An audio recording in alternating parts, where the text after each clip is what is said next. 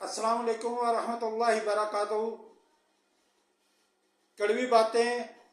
Episode 18 کے ساتھ آپ کی خدمت میں ایک بار پھر حاضر ہیں۔ آج جو میرا ٹاپک ہے وہ اولاد میں جائیداد کی تقسیم کے معاملے میں بات کرنا ہے کہ کس طریقے سے اسلامی روح سے جائیداد کی تقسیم ہونی چاہیے، لیکن ہم اس بات کو شدت سے اگنور بھی کر دیتے ہیں اور اس بات کو ہم بلکہ اپنے انتہائی مخالف سمجھتے ہیں۔ جہاں تک آپ اس معاملے کو سمجھیں تو حقیقتاً بات یہ ہے کہ ہماری موت اور ہماری زندگی یہ سب اللہ تعالیٰ کے اختیار میں ہے، اور ہم دن میں کئیوں کے جنازے پڑھتے ہیں اور وہاں ہم جو ہے وہ میت کو دفنانے بھی جاتے ہیں، لیکن کیا کبھی آج تک کسی نے دیکھا ہے کہ کوئی بندہ اپنے کفن کے ساتھ کوئی جیب لگا رکھی ہو کسی نے، یا کوئی زمین کا ٹکڑا جو ہے وہ اپنے ساتھ لے کے جا رہا ہو؟ لیکن اس کے باوجود ہماری زندگی میں ہمارے اندر اتنی لالچ اور ہوس بھری ہوئی ہے کہ ہم اس انتہائی ضروری معاملات کو اگنور کر دیتے ہیں۔ میں نے بہت سے گھروں میں ایسا دیکھا ہے جہاں پہ جائیداد کی تقسیم کے معاملے میں اس حد تک فساد جو ہے وہ ڈالا جاتا ہے، اس حد تک فساد ہوتا ہے کہ بھائی ایک چھوٹے سے زمین کے ٹکڑے کے پیچھے ایک دوسرے کا خون بہا دیتے ہیں۔ اگر بہنوں نے جائیداد مانگ لی ہے، اپنا حصہ مانگ لیا ہے جو ان کا شرعن حق ہے، کیونکہ جس باپ کی اولاد آپ ہیں اسی باپ کی اولاد وہ بھی ہے، تو کیا ہوتا ہے کہ بھائی اس کے ساتھ اپنا تعلق ختم کر لیتے ہیں، کس لیے؟ کیونکہ بہن نے جو ہے وہ اس سے اپنی جائیداد جو وراثت میں اس کا حصہ بنتا ہے وہ اس سے مانگ لیا ہے۔ اس لیے وہ کیا ہوگا، بھائی کا رویہ بھی اس کے ساتھ غلط ہوگا، اور جب بھائی کا رویہ غلط ہوگا تو آٹومیٹکلی بات ہے کہ اس کی فیملی کا یعنی کہ اس کی بھابھی کا رویہ بھی ایسے ہی ہو جائے گا۔ وہ یہ سمجھتے ہیں کہ ہم نے یہ جائیداد اور یہ چیزیں دے کر ہم نے اپنے آپ کو بری و ذمہ کر دیا ہے، اب یہ نہ ہمارے گھر میں داخل ہونے کے لائق ہے اور نہ ہی ہمارا کسی قسم کا اس کے ساتھ تعلق ہے۔ یہ سراسر غلط بات ہے، کیونکہ اگر دینی روح سے بھی سوچا جائے، آپ کہیں بھی پڑھ لیں تو بہنوں کا حصہ جو اللہ نے مقرر کیا ہے وہ دینا ضروری ہے۔ آپ چاہے تو جہیز کی صورت میں جتنے مرضی پیسے دے لیں، حالانکہ آقا صلی اللہ علیہ وسلم نے جہیز کا کوئی حکم نہیں دیا جس حساب سے ہم دیتے ہیں۔ انہوں نے جو چند چیزیں دی وہ کسی سے ڈھکی چھپی نہیں ہے، مثالوں کے طور پر تو وہ ہر جگہ بیان کی جاتی ہے، پر عمل کہیں بھی نہیں نظر آتا۔ ایک دوسرے سے بڑھ چڑھ کر یہ چیزیں دی بھی جاتی ہیں اور مانگی بھی جاتی ہیں، جس کی وجہ سے کیا ہوتا ہے، اگر بڑھ چڑھ کے جہیز دیا ہے تو آپ یہ سوچیں کہ کئی غریب بچیاں ایسی ہوتی ہیں جن کے پاس جہیز نہیں ہوتا، میری اپنی نظر سے کئی ایسی بچیاں گزری ہیں کہ جو بغیر جہیز کے گئی ہیں. تو آپ یہ سمجھتے ہیں بھی جہیز دے کے ہم نے بس فرض ادا کر دیا ہے، اب اس جائیداد میں 1 روپے کا بھی حصہ نہیں ہے. یہ شرعاً اور اخلاقاً انتہائی غلط بات ہے. اور کئی جگہوں پہ یہ بھی دیکھا گیا ہے کہ اگر گھر میں بہن بھائی ہیں تو کیا کیا جاتا ہے بھئی ایک گروپنگ کی صورت اختیار ہو جاتی ہے. کئی دفعہ کسی بہن کے ساتھ ہوتا ہے اور کئی دفعہ کسی بھائی کے ساتھ ایسا ہوتا ہے. پورا گھر جو بہن بھائی ہیں وہ ایک گروپ بنا لیتے ہیں اور ایک فرد واحد کو وہ کوشش کرتے ہیں کہ اس کو جائیداد نہ ہی دی جائے، یا اس کو اس حد تک ٹارچر کیا جائے کہ یہ خود ہی کہے کہ میں نے جائیداد لینی ہی نہیں ہے. یہ بھی معاملات اگر آپ سوچیں، جب اللہ تعالیٰ نے واضح فرمان جاری کیا ہے تو انصاف سے کام کیوں نہیں لیا جاتا؟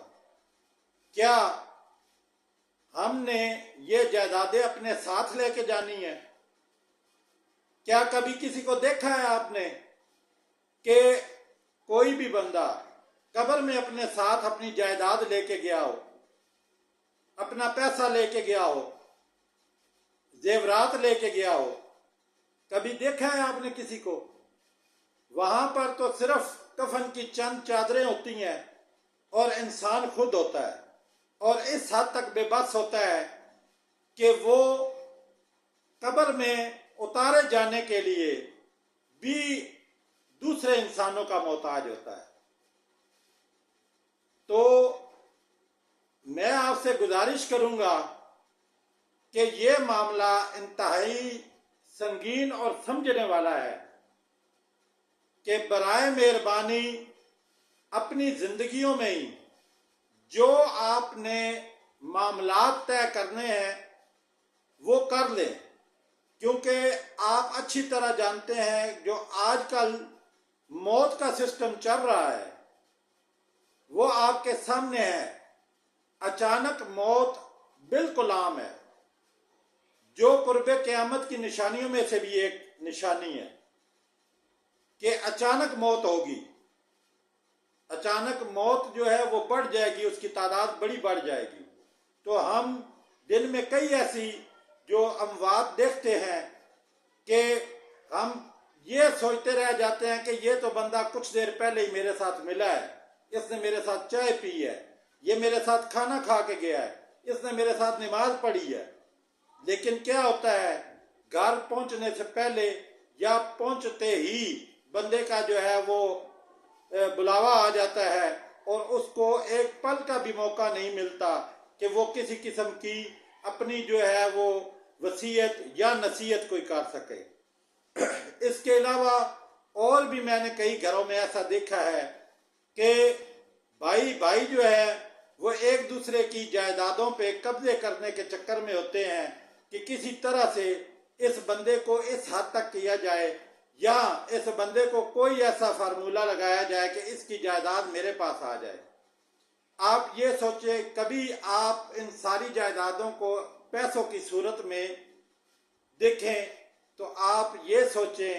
کہ یہ کتنے کے دن کا خرچ بنتا ہے. جو آج کی ہماری اخراجات کا سسٹم ہے، جس حساب سے مہنگائی یا سب معاملات ہیں، تو آپ یہ بھی سوچ لیں بھی جتنی بھی آپ کر لیں، آپ 50 لاکھ کی جائیداد ہضم کرتے ہیں، 1 کروڑ کی ہضم کرتے ہیں، 10 کروڑ کی ہضم کرتے ہیں، تو آپ خود اس پر کتنا کریں گے؟ آپ خود اس پر کتنی جاگیرداری کریں گے؟ موت کے بعد تو آپ کے بھی حصوں کے بٹوارے ہو جائیں گے. آپ نے جو جائیداد جمع کی ہے اس کے پیچھے آپ کے بچے لڑیں گے، ایک دوسرے کے خون بہانے تک اتر آئیں گے کہ ہمیں حصہ زیادہ ملے، ہمیں حصہ زیادہ ملے. تو یہ چیزیں انتہائی اہم ہیں اور یہ بہت بڑے فساد کا بھی باعث بنتی ہیں. جب آپ انصاف نہیں کرتے، چاہے وہ بھائی ہو، بہن بھائی ہو، یا اگر والدین بھی زندہ ہیں تو وہ بھی اس چیز کو نہیں سمجھتے. وہ کیا کرتے ہیں بھی کچھ ایک بیٹا ہے یا بیٹیاں ہیں یا کوئی جو گھر میں جس طرح ہم کہتے ہیں جی یہ پہلا بچہ ہے اس سے ہمیں پیار زیادہ ہے، تو کیا ہوتا ہے اس کے نام جو ہے دوسرے سب سے زیادہ دوسروں سے جائیداد اس کو زیادہ دی جاتی ہے. تو یہ شرعاً اور اخلاقاً بالکل غلط ہے، یہ بے انصافی ہے. آپ کو چاہیے جس کے حصے کی جو جائیداد ہے وہ اس کے سپرد کر دی جائے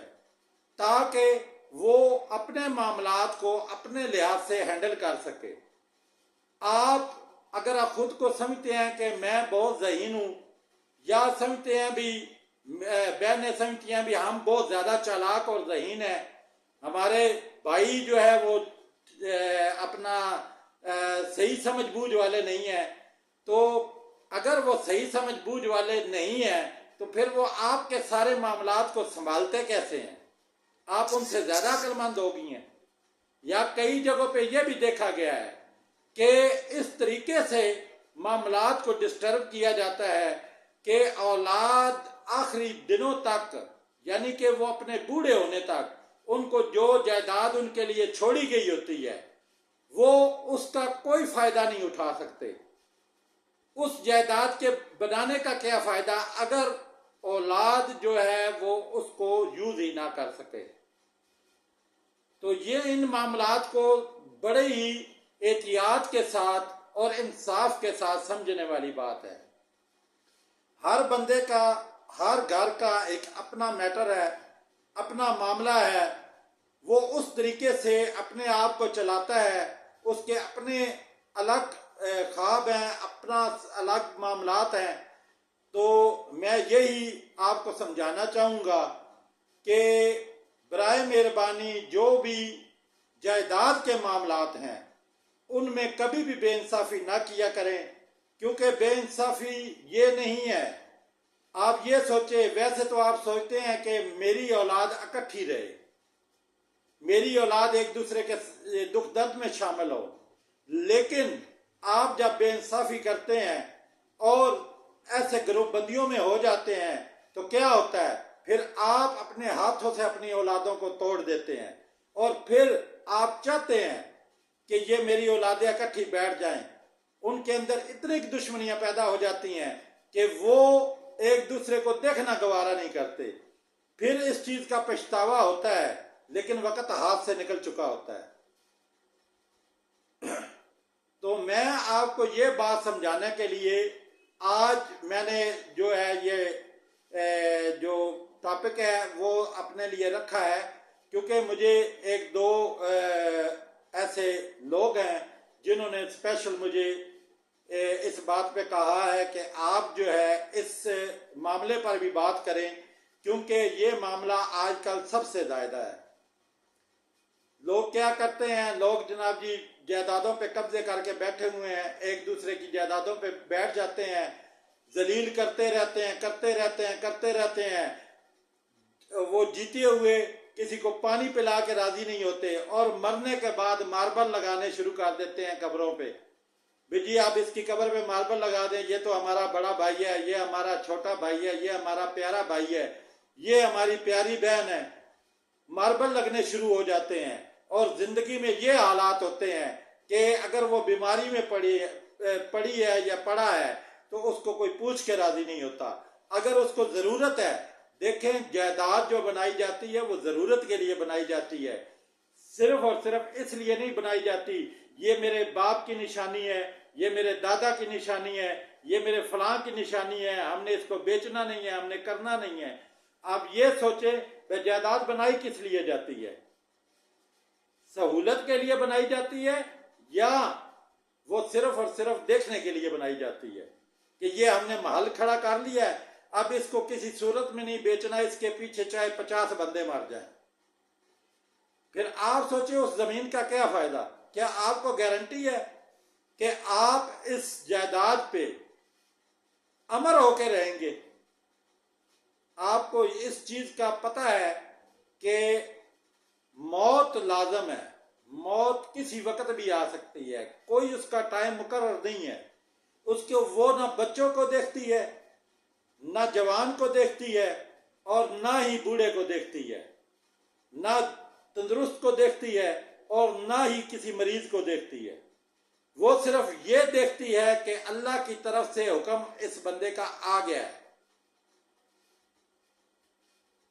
جو فرشتہ اللہ تعالیٰ نے موت کے لیے مقرر کیا ہے، اس کو صرف حکم ملنے کی بات ہے، وہاں کن ہوا، یہاں اس نے آرڈر پورا کیا۔ تو یہ بات ہے، آپ اس بات کو سمجھیں۔ یہ انتہائی جو ہے وہ نازک معاملہ ہے۔ کئی دفعہ ایسا ہوتا ہے بھی کئی بندے ایسی جو ہے وہ کام کر بیٹھتے ہیں اور ان کو موت وقت نہیں دیتی اپنی غلطی کو سدھارنے کا، اور بعد میں کیا ہوتا ہے، اس کے بچے تو قبضہ کر کے بیٹھ جاتے ہیں، لیکن قبر میں اس کے لیے انتہائی دردناک عذاب تیار ہوتا ہے۔ کس لیے؟ کیونکہ بچوں نے واپس کرنی کوئی نہیں وہ جائیداد، وہ کوئی بھی اس نے جو ہتھیائی ہو چیزیں، زیور ہتھیایا ہو، نقدی ہتھیائی ہو، یا جو بھی اس نے قبضہ کیا ہو موقع کے حساب سے، تو اس کی جو اولاد ہے وہ اس کے بہن بھائیوں کو وہ چیزیں دینے کو تیار نہیں ہے، تو پھر اس کا جرمدار تو وہ باپ ہی ہے نا۔ جب وہ اولاد نہیں دے گی تو پھر اس باپ کو اس کی سزا بھگتنی پڑے گی۔ تو اس سارے جو معاملے کو انتہائی سوچ وچار سے سمجھیں کہ جو دنیا میں دے دیا وہ تو ہمارے لیے آسانی ہے۔ اگر آپ یہی سوچ لیں کہ 1 روپیہ ہم نے یہاں پر کسی کا حق مارا ہے، تو آپ یہ سوچیں وہاں پر اگر ہمیں اس کے بدلے 1000 نیکی دینی پڑے گی یا 100 بھی دینی پڑے گی، تو آپ یہ سوچیں بھی آپ صرف پیسوں میں گنتی کر لیں بھی 1 روپے کا 100 روپیہ دینا پڑ جائے تو آپ کو کتنی تکلیف ہوگی بھی میں نے تو 1 روپیہ لیا تھا، آپ مجھے 100 روپیہ دینا پڑ رہا ہے۔ ٹھیک ہے، 99 روپے فالتو دینے پڑ رہے ہیں۔ تو آپ یہ سوچیں بھی یہاں کا جو حساب ہے وہ کلیئر کرنا بہتر ہے، بجائے اس کے کہ کل وہاں پہ آپ کا گریبان پکڑا جائے اور کہا جائے بھی اس نے اپنی زندگی میں ہمارے جو ہے وہ حق جو ہے وہ مارے ہیں، ہمارے حصے کی فلاں چیز تھی وہ اس نے ضبط کی ہے، ہمارے حصے کے پیسے تھے وہ ضبط کیے ہیں، ہمارے حصے کی جائیداد تھی، ہم ذلیل و خوار ہوتے رہے، لیکن یہ بندہ قبضہ کر کے بیٹھا رہا، اور اس کی وجہ سے ہمیں انتہائی تنگی اور محتاجی کا وقت گزارنا پڑا۔ تو آپ یہ سوچیں کہ وہاں پہ آپ کو چھڑانے والا کوئی نہیں ہوگا، وہاں پہ اللہ کی عدالت میں ایسا کوئی چکر نہیں ہے جہاں جس طرح آپ یہاں سوچتے ہیں کہ ایک پولیس والے نے موٹر سائیکل پکڑا، اس کو رشوت دے دی، 50 روپے، 100 روپے، 200 روپے، 500 روپے دے کے آپ بغیر لائسنس کے چلے گئے، بغیر اس چیز کے چلے گئے، عدالت میں اگر معاملہ گیا، آپ نے کیا کیا بھی جج کو یا وکیل کو اتنے پیسے دے دیے، ایسے چالاک وکیل کو دیے جو جھوٹ اور فراڈ سے آپ کی جو ہے وہ آپ کے حق میں فیصلہ کروا لیتا ہے، اور آپ نے کسی جج کو خرید لیا جائیداد کی خاطر یا کسی بھی چیز کی خاطر، آپ نے جھوٹی گواہیاں دلوا لی، تو آپ کیا سمجھتے ہیں یہ دنیا میں ہی صرف ممکن ہے، وہاں پہ ایسا کوئی چکر نہیں ہے۔ وہاں جب آپ کے اپنے جسم کے اعضاء بولیں گے، آپ یہ سمجھتے ہیں نا بھی یہ ہم بڑے جدید ہو گئے، ہمارے پاس موبائل آ گیا ہے، تو کیا سوچتے ہیں جس نے ہمیں بنایا ہے، جس نے ہمیں یہ ٹیکنالوجی سکھائی ہے، ہمارے ذہنوں میں یہ بات آئی ہے کہ ہم ایسا کام کر سکتے ہیں، جس کے دیے ہوئے دماغ سے ہم یہ سب کچھ بنا دیتے ہیں، ہم نے اس سے بھی بڑھ کر چیزیں بنانی شروع کر دی ہیں، تو کیا سوچے کیا اس کے پاس کیسی ٹیکنالوجی ہوگی؟ کیا آپ کا ایک ایک لمحہ وہ ویڈیو کی صورت میں کسی بھی صورت میں وہ آپ کو دکھا سکتا ہے؟ تو برائے مہربانی میں اس ٹاپک کو اتنا لمبا نہیں کروں گا، لمبا کرنے میں تو میں بہت سے ایسے واقعات ہیں جو میری نظر سے گزرے ہیں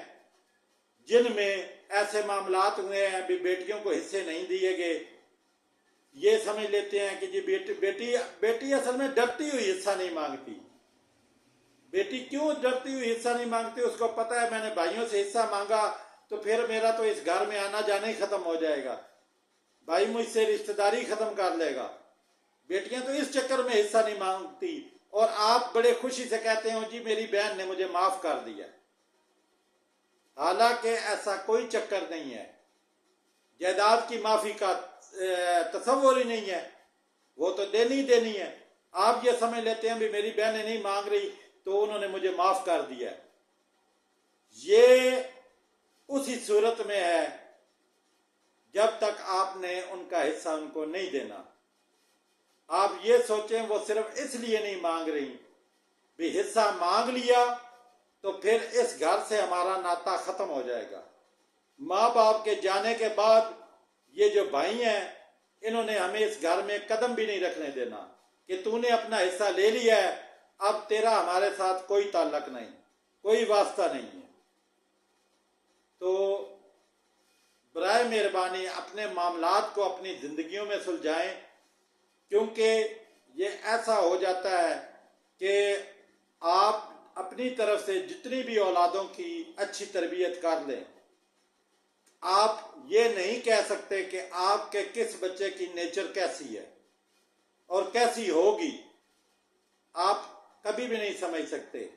کوئی ایک گھر میں اگر 10 بچے بھی ہیں تو سب کی نیچر الگ ہوتی ہے، اور ایک بچہ بھی ایسا نکل آیا جو کہتا ہے بھی ٹھیک ہے میرے باپ نے قبضہ کیا ہے تو اچھا کیا ہے، اب میں نہیں دوں گا، لے کے دکھا دو، تو آپ یہ سوچیں کہ پھر آپ کا کیا ہوگا۔ یہی سوچنے والی بات ہے کہ قبر میں تو ہم کوئی چیز لے کے جا نہیں سکتے کہ ہم نے جناب جی مرنے کے بعد ساری چیزیں ساتھ اٹھائی اور کیا ہے بھی قبر میں بہترین قسم کا محل بن جائے گا۔ وہ اپنا جو محل بنایا دنیا میں بنایا، دنیا میں کوٹھی بنا لی ہے، کار لے لی ہے، فلاں کر لیا ہے، زیورات بنا لیے ہیں، وہ سارے ہم قبر میں ساتھ لے جائیں گے، ایک بہترین جو ہے وہ زندگی گزاری جائے گی، جس طرح پرانے دور میں فرعون کرتے تھے۔ تو آپ ایسا کر بھی لیں تو تب بھی نہیں گزار سکتے۔ آپ نے ٹی وی میں، انٹرنیٹ پہ آپ نے بے شمار ایسی قبریں دیکھی ہوں گی جو عموماً اہرام مصر یا جو بائبل کی تہذیب ہے یا میسوپوٹیمیا کی تہذیب ہے، یا آپ کوئی بھی دیکھ لے پرانی جو تہذیبیں گزری ہیں، ان میں آپ نے دیکھا ہوگا کہ جو ان کے مردے ہیں ان کو انہوں نے سونے کی چیزوں سے لادا ہوا ہے، کنگن پہنائے ہوئے ہیں، تاج پہنائے ہوئے ہیں، اور ان کے علاوہ ان کے پاس برتن تک رکھے ہوئے ہیں سونے کے، لیکن وہ ان کو کسی قسم کا کوئی فائدہ نہیں دے سکتے۔ آپ دیکھتے ہیں کہ وہ ان کی ہڈیوں سے ماس ختم ہو چکا ہے، بالکل ہڈیاں رہ گئی ہیں، اور ان کے اوپر سونے کے کنگن لگے ہوئے ہیں، ان کے سر پہ تاج لگے ہوئے ہیں، لیکن وہ خود جو ہے وہ ایسے ہو گئے ہیں جیسے مٹی ہے۔ صرف ان کی جو تھوڑے سے نقش رہ گئے ہیں کہ ان کو اٹھانا بھی ہے تو وہ اسی ٹائم ایسے بھر جائیں گے جیسے مٹی کا کوئی گولا سا تھا۔ تو اس کا کیا فائدہ کہ آپ اپنے ساتھ جو ہے وہ ایسے بوجھ لے کے جائیں جو اگلے سفر میں پریشان کریں۔ ہمیں تو اپنے طور پہ اس حد تک اپنے ذات کو ہلکا کرنا چاہیے۔ وہ کہتے ہیں نا بھی اسٹیشن پہ بھی عموماً لکھا ہوتا ہے بھی سامان کم سفر آسان، تو اس طرح یہ سوچ لیں کہ یہ بھی ایک سفر ہے۔ یہ آپ سمجھتے ہیں نا بھی عموماً لوگوں کے ذہن میں ہے ابھی آگے جائیں گے تو دیکھا جائے گا، ایسا کوئی چکر نہیں ہے ابھی آگے جائیں گے تو دیکھا جائے گا، وہ دیکھنا بڑا سخت دیکھنا ہوگا۔ یہ بھی ایک سفر ہے، یہ آپ سمجھتے ہیں نا بھی موت ہے، موت نہیں ہے، یہ انتقال ہے، انتقال۔ ایک جو ہے وہ آپ سمجھ لیں ایک ڈائمینشن سے یہ اللہ تعالیٰ نے جس طرح آپ یہ سوچ لیں بے عالم ارواح میں جو جہاں پہ اللہ تعالیٰ نے پیدائش سے پہلے روحوں کو رکھا ہوا ہے، وہاں سے اللہ تعالیٰ ان کو سفر کرواتا ہے اور انسان زمین پہ پہنچتا ہے، اور زمین پہ جتنا وقت اس کو دیا گیا ہے وہ اتنا وقت گزارتا ہے۔ گزارنے کے بعد اسی طرح یہ ہے جس طرح ایک شہر میں آپ نے جانا ہے، آپ کو پتہ ہے یا آپ کو اندازہ ہے بھی میں 10 دن 20 دن 25 دن 1 ماہ رہوں گا، اس کے بعد واپس جانا ہے، ٹھیک ہے، یا اس سے اگلے کسی شہر میں جانا ہے، جا کے تو پھر وہاں سے واپس۔ تو ہم نے جہاں سے بھی گھوم کے جانا ہے، جس حساب سے بھی اللہ تعالیٰ نے انسان کا سرکل بنایا ہوا ہے کہ عالم ارواح سے زمین پر ایک جسم دیا گیا جس میں وہ روح رہتی ہے، اور اس کے بعد پھر موت، جس کو ہم موت بھی کہتے ہیں اور اس کو انتقال بھی کہا جاتا ہے۔ انتقال کا مطلب کیا ہوتا ہے؟ تبدیل ہو جانا، چینج ہو جانا جگہ کا، اور ہمارا انتقال ایسے ہوتا ہے کہ ہم پھر جو ہے وہ اللہ تعالیٰ کے حکم کے مطابق جہاں پہ اس نے مرنے کے بعد انسانوں کی جگہ بنا رکھی ہے وہاں پہ جو روح ہیں وہ شفٹ ہو جاتی ہیں، اور اس کے بعد یہ سارے اگلے معاملات جیسے جیسے اللہ تعالیٰ نے رکھے ہوئے ہیں ویسے یہ اگلے معاملات چلتے ہیں۔ تو یہ آپ سوچ لیں کہ یہ ایک سفر ہے جو موت کے بعد شروع ہوتا ہے، اور اگر آپ اس سفر میں اپنے ساتھ جو انتہائی بھاری چیزیں ہیں، وزنی چیزیں ہیں جو آپ کو انتہا کی پریشان کر سکتی ہیں، وہ آپ اپنے ساتھ لے کر جائیں گے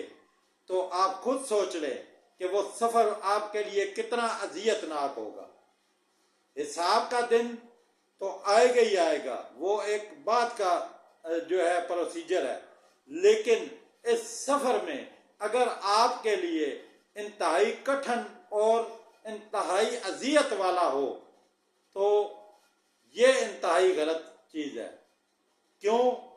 یہ جو ہم دنیا میں اعمال کرتے ہیں اور جو ہماری ہوس ہم سے کرواتی ہے، یہی ہمارے ساتھ ایک ایسا بوجھ ہوتے ہیں جو ہمارے اس سفر کو انتہا کا مشکل بنا دیتے ہیں، اور اس حد تک مشکل ہوتا ہے کہ ہماری روح جو ہے وہ چھلنی ہو جاتی ہے۔ تو اس کے یہ جو ہے